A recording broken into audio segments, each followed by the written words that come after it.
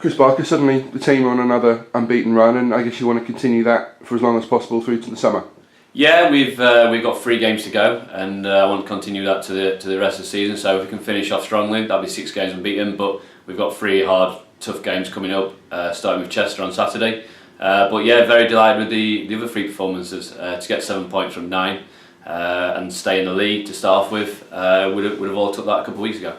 And it's been that 6-game unbeaten run, and then bouncing back for another 3-game unbeaten run as it is currently. I suppose that bounce back ability is a pleasing quality, that you're always going to suffer defeats. It's how you react to that that's the key. Yeah, and I think we had some really tough games in that sort of dip we had as well. Bristol Rovers away, Southport, who were on a good run at the time. So we had some tough games, but to come back and get 7 points from 9 from Forest Green, Torquay and Braintree, we're very happy. So we were nearly 9 points out of 9, but unfortunately we let a goal in the second half. So, but yeah, we'd have all took 7 points out of 9. And 2 home games left. You've highlighted the home form as an area where there is room for improvement. I suppose that's the motivation now for those 2 games, is to prove that the home form can be there. Yeah, and that's what I've said from day one. I don't think our home performances have probably been good enough overall. Some good ones in patches, but if we've got 2 home games in the next 4 or 5 days, want to go off the season with good performances and good results. So hopefully we can do that.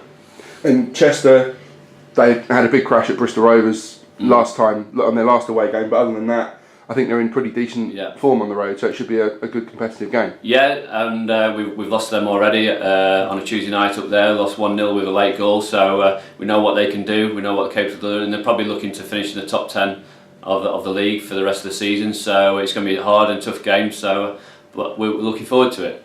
We've got a few injuries, so we'll see who's fit for Saturday.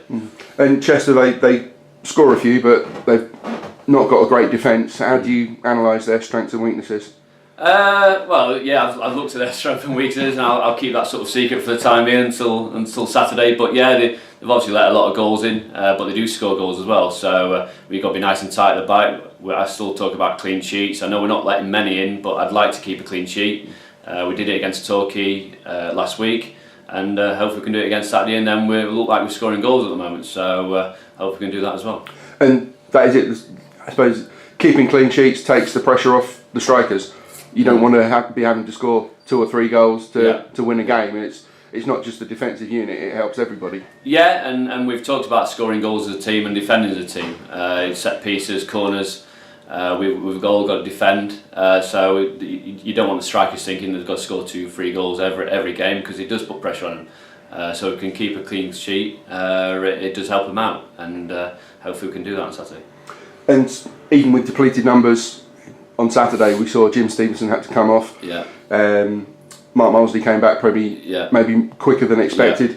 But even then, it's the team ethic seems to be rising above such problems, and it almost doesn't matter who's playing, that the squad comes through, and that's another pleasing element. Yeah, well, we haven't got the biggest squad in the world, but I think we've got 21 players, so we've got 3 probably out for the season now.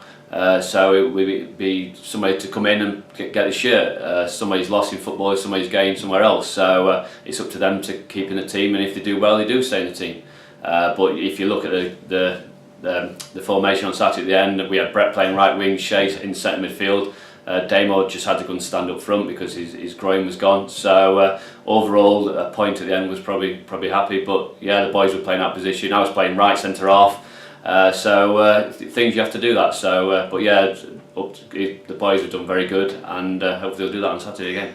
Are you expecting any of those sort of doubtful players that aren't, as you say, that aren't out for the rest of the season to be available for Saturday and Tuesday? I think 1 or 2 might be back. I think 1 or 2 might be missing, but we're going to look at them again today. I'm going to give them as long as I can, but we've still got to be organised. We can't just turn up, and if we've got to play people out of position or new boys have got to come in, we've got to be organised, and we'll be doing formation on that this morning and tomorrow. But yeah, I'll give as long as I can. But maybe giving players as long as possible, does that doesn't necessarily help your preparation, because you don't really know who's going to be, which qualities in the team are going to be there necessarily to combat Chester's qualities. Yeah, of course, yeah, and that's why I want to practice this morning. The boys who aren't training, they'll come and watch as well. But the boys who are training will do a proper formation. We do organisation, and if the boys don't come through who are injured and been playing, it's an opportunity for them, and hopefully they do well. And the examples, Shay, I thought was brilliant the other day, and he took his chance very well.